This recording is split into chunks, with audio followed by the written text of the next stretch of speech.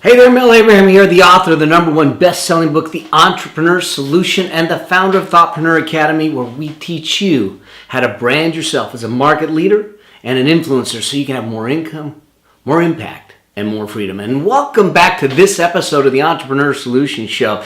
This episode, we're going to talk about how do you engage your audience. I think that we're in a situation in today's world, in today's economy, today's society, where we're starved for engagement. It's not products and services that most of our customers and clients or our team members or even our loved ones are looking for. They're looking for engagement. They're looking for that presence in there. And those that get this right, are going to blow the doors off. Those are the companies that are going to thrive. Those are the people that are going to thrive because they're engaging people and creating community. And so in this episode, we're going to talk about my framework called the Engagement Elevator, and we'll work through that. And I'm going to give you a tool called the Engagement Matrix. And the Engagement Matrix, if you want to download that, just go to melabraham.com/session089 and you'll be able to download that action guide. If you're not at your computer, you're running around, you're doing some things, you're at the gym, whatever it is, as long as you're not driving, just be safe, all right? You can text me. Text me, my legacy, one word, to 38470. We'll make sure that we get you the download link so you can get all the tools, all the value out of this episode that you want. So let's jump in to really understanding how do you engage your market? What are the 3 pillars to market engagement as we move forward? And, we think about this thing and we go, all right, well, why is it even important? Because listen, if I have a product, if I have a service, if I have something that works, why should I really care about engaging my audience? They're going to come to me because I got that product or service. Not true. The question is, they may come to you. They may come to you even once. They may come to you even twice. But are they going to stay with you? Are they going to become the champions in your world? That's what I want to create. I don't want to create customers. I don't want to create clients. I want to create champions. I want to create the people that are willing to fight for me, the people that are going to rally for me, the people that are going to turn around and scream to the hills to let people know, hey, I did business with Mel, and let me tell you what happened. Let me tell you how my life, my business, and my world is different because of him. And so that's the thing that I think we need to think about. How do you do that? How do you do that? Because if we don't get this right, what's going to happen is that we may have a good product, we may have a good service, and it may last for a little bit, but in the end, we're going to feel deserted. We're going to feel like we're on an island and nowhere to go, and no one's there to share it with, and it's unfulfilling, and it doesn't feel good, and which is ultimately leads to feeling ignored. We're not even seen. They don't even know we exist, and so one of the challenges is, all right, I got to get myself out there. I got to position myself in a way, whether you're in a product space or in the space that I spend a lot of time working is building the personal brand, the influencer space, the wisdom space as we call it, or sometimes the expert industry it's called. Again, if you don't get this right, then there's no growth. Because if you're ignored or you're deserted, then how do you grow? I mean, we can create all kinds of stuff in a vacuum, but then it's not a commercially viable option. And what do I mean by that? I mean that you can't make money at it. And so we need to make sure that it's a commercially viable option, that's commercially lucrative, so we can grow, and especially in the expert space, so we can grow and get our message out there. We can create a movement. We create a mission. We can do some things at a far greater rate. The other thing that happens is that when we get this right, all of a sudden, instead of being deserted, there's a crowd. It's populated. I mean, they're coming in and it's standing room only. I mean, think about this for a moment. That you've got a product or service, or the knowledge you have, the expertise you have is at such a high level that people are clamoring for it, that they're lining up for it. Now that's a cool thing. I mean, imagine that for a moment. what that would be like? How would that shift your business? What would it do for you to be able to know that there is such a high regard for what you've got, and there's such a deep relationship with the people that are in the mix with you, that they're going to be standing at the door day in and day out to do that. The other thing that happens when we get this right is that you actually enter into conversations. I think one of the challenges that we have in today's world is that we've allowed this concept of social media.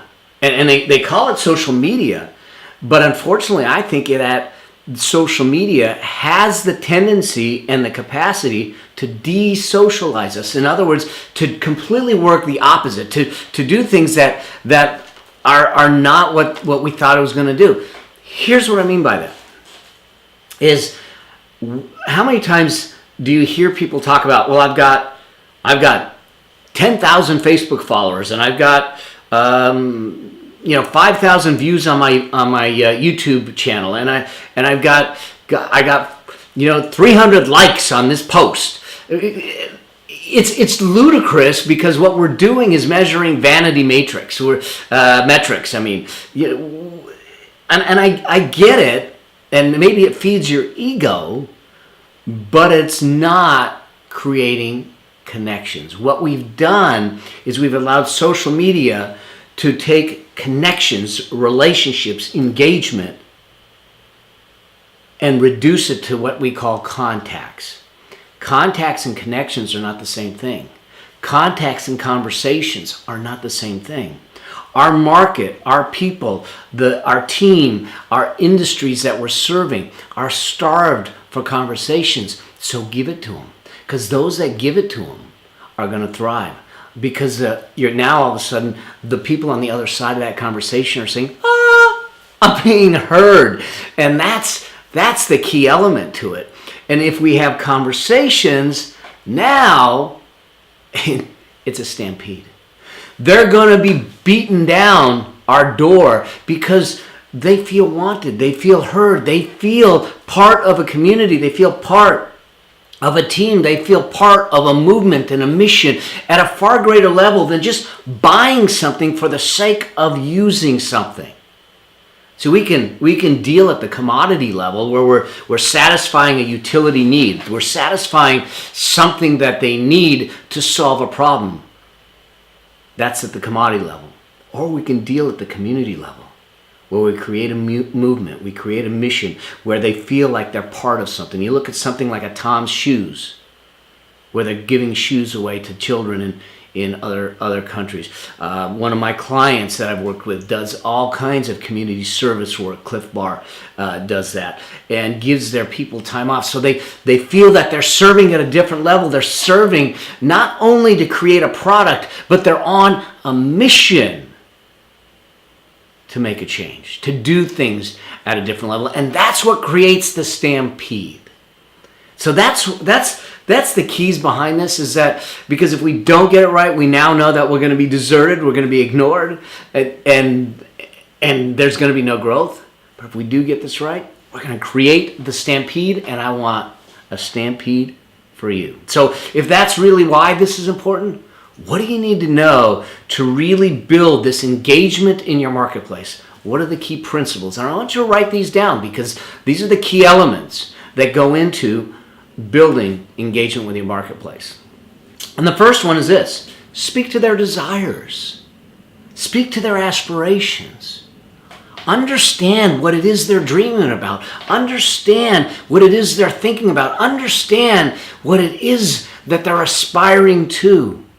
And let's speak to that. Listen, there's a whole host of people out there speaking to the negatives, speaking to what's not possible. Why not speak to what is possible? Why not speak to what is the possibility that exists in each and every person's lives, and then give them the pathway to make that happen?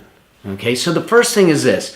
When you look at your communications, when you look at the dialogues you have, when you look at your marketing, when you look at your posts, when you look at all of that, are you speaking to their aspirations?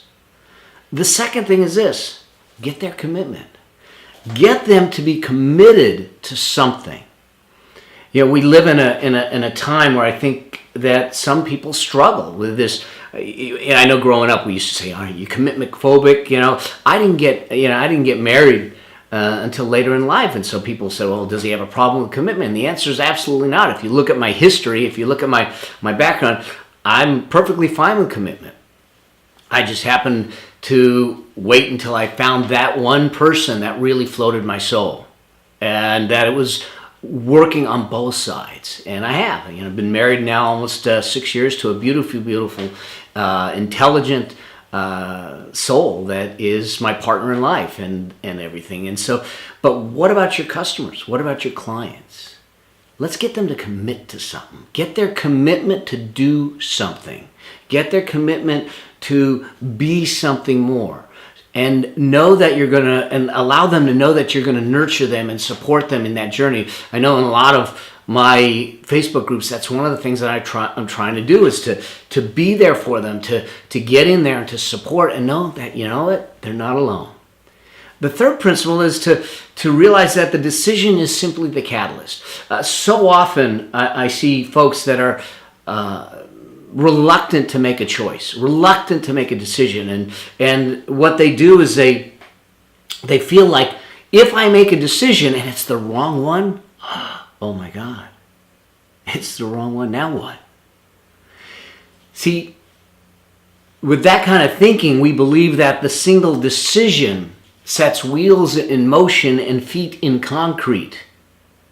So we can't move, maneuver, or adjust. And that's a complete myth. See, the one decision, and the only reason we make decisions, is to make a decision to get more feedback so we can make the next decision better. That's it. Think about it this way. Think about a stalled car. If you've ever tried to push a stalled car and get it started, the most difficult thing to do is just the start, is to start pushing that car. And once the car is moving, steering it and adjusting it and getting it moving in the right direction is much, much easier. But if we start and stop, that's exhausting. Realize that we simply want them to make a choice. And I'm not concerned about what choice it is, as long as it's an informed choice and it's the right choice for them. Some people ask, well, do we need to sell them into my programs or sell my product? And the answer is no. I really don't think so. If we're good at articulating the value that comes out of what it is that we do, if we're good at articulating the solutions, the problems that we're solving with the solution that we have, if we're good at articulating who it's for and who it's not for, and we've done that effectively, they'll make the right choice. I don't need to convince them. I don't need to twist the arm. I don't need to cajole them, manipulate them, or do any of that. That's the difference between what we call convincing selling, where we're trying to convince someone, and conviction selling. Saying, here's what I have. Here's what it can do. Here's the solutions that it brings. Here's how well it works. And I'm here for you. All I want people to do is make a good decision for themselves. And if that means that they're joining me, I love it. If that means that they're not joining me now, I also love it. I want them to make the right choice. And if there's questions and unanswered questions that's keeping them from making that decision, that's my responsibility to make sure they're answered. So the decision is simply the catalyst. It's the starting point. It's not the ending point. And very few choices and decisions that we make are in concrete, are something that you can't move from. So we want to make a decision. So decision is the catalyst in building that. So if that's the case, how do we make this happen? So you now know the principles. Let's look at what I call the engagement elevator framework. In order to do that, what I'm going to do is I'm going to jump to the iPad and we're going to draw this out. We're going to build this together. And so you can understand the dynamics of what goes into what I call the engagement elevator. So let's jump to the iPad real quick and let's build this thing out together. All right, so this is really about understanding the three pillars of engagement in this process. And it's an interesting dynamic to figure this out and say, all right, there's effectively what we're really trying to do is engage the different aspects of their being, if you will. And I'm not trying to be woohoo here, but I mean it, that we're trying to engage the different aspects of their being. The first is this, is their head. This is about engaging their rational thought process. Okay, now I'll walk through what I think the order in which these may play out in once I put these all down. But I want to engage their rational thought process. I want to make sure that part of my communication with them, my engagement with them, brings about and speaks to their logical end, their logical mind. In fact, when I build out content, or I teach people in Thoughtpreneur Academy how to build out content, I try to I have a tool, a template called the CPT that allows them to understand how to do that and capture their information so they deliver it in this way and hit on all these elements. So the first is to understand the head, which is really speaking to the rational side, which then let's look at the other side of that, which I'm sure you're probably thinking about already, and that's the heart. This is about incorporating the emotional side. So one of the things to do, and this is what I would look at, is that a lot of times I'm going to start with the emotional side first. It may be with a story, it may be with a statement, it may be something that just grabs them emotionally first. It's a why statement in a way, and then we'll justify it, and we'll come over here and speak to some of the logic, the data, the statistics, the information, the how-tos in doing that. So we need to make sure that if we're going to engage at a high level, that all of my communication have each of these components. I have the head incorporated, I have the heart incorporated, the rational and the emotional. Then we come in, and sometimes people will stop there, but I think there's another place that we need to go, and that is what I call the hands. And that's really about behavioral.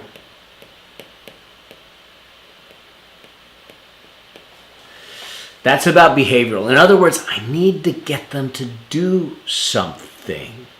I need to get them to make a movement, to take an action. If I'm looking to move them to change, you've heard me say this before, that entrepreneurs and thoughtpreneurs, no matter what they do, their products, their services, their primary focus is to improve the human condition, to change and shift people's lives for the positive.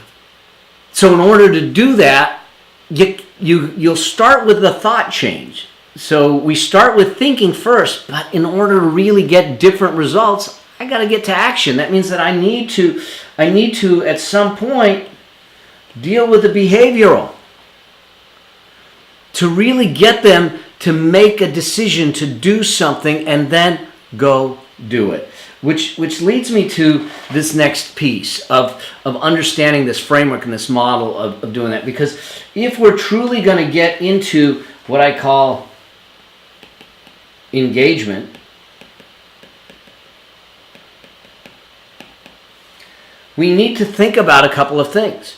One, if I'm really dealing with the head and the hands together, in other words, I've given them the logic and the action items I need them to take, and I've done it effectively, what you're going to do is you're going to get your audience, your marketplace, your people to actually make the decision. Okay, to actually make the decision.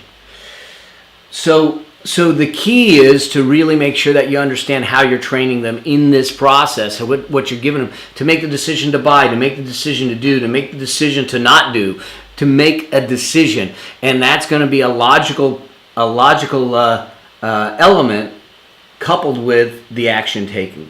But if I get the head and the heart together, in other words, I'm speaking to the logical side and the emotional side, that's when we incorporate what I call the aspiration. And that's why it's important to make sure that we're not speaking just to one side, or we're not marketing to just one element.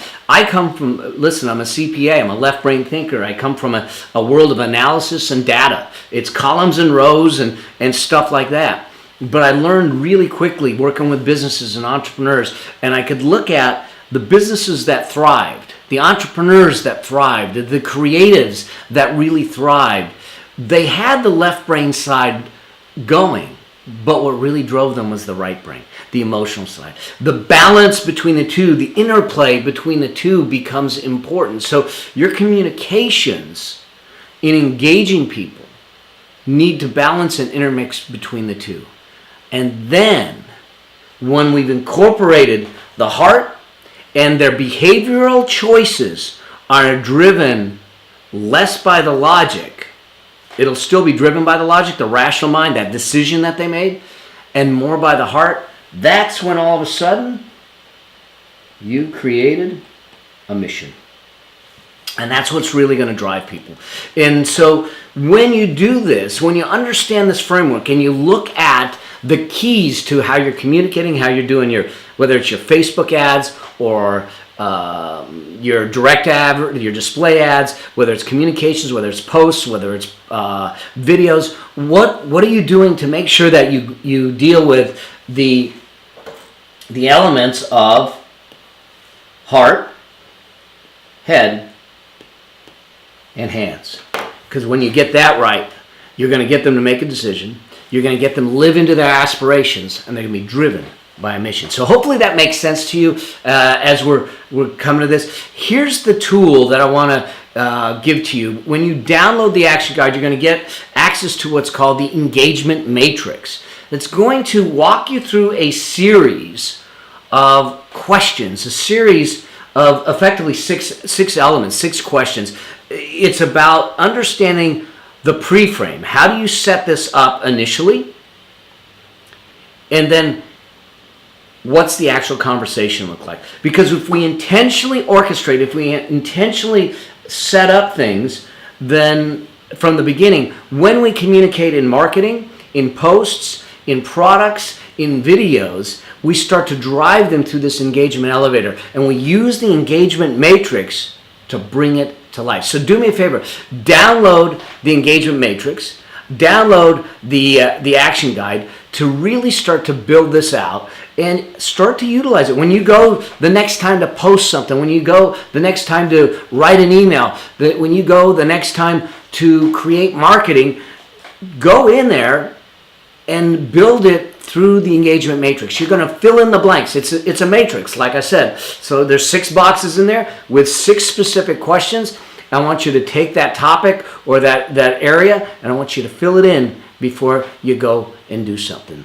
So that's it for this episode. I hope that you found this of value. Make sure you download the action guide. If you're looking for the action guide, just go to melabraham.com session 089 / session 089. Or text me, my legacy, one word, to 38470.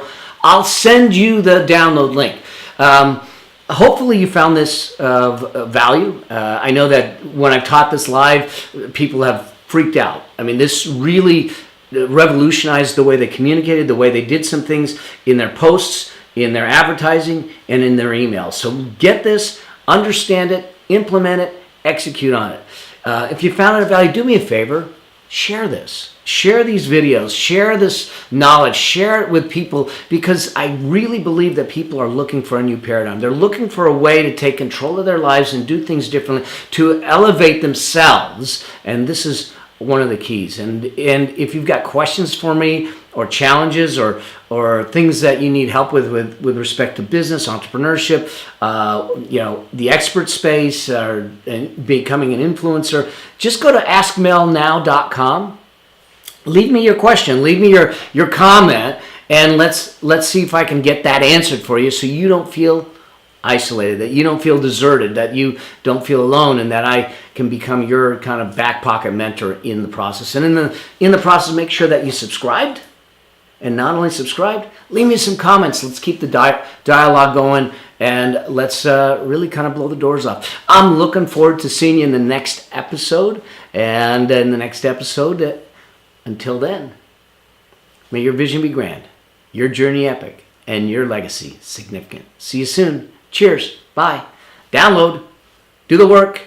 Let's make a difference. And I'll see you soon. Cheers. Bye.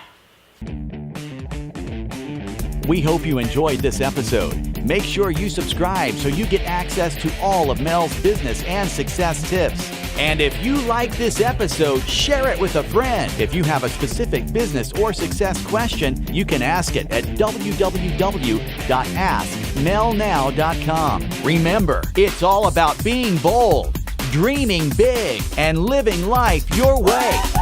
Because the world needs you. Until the next episode, may your vision be grand, your journey epic, and your legacy significant.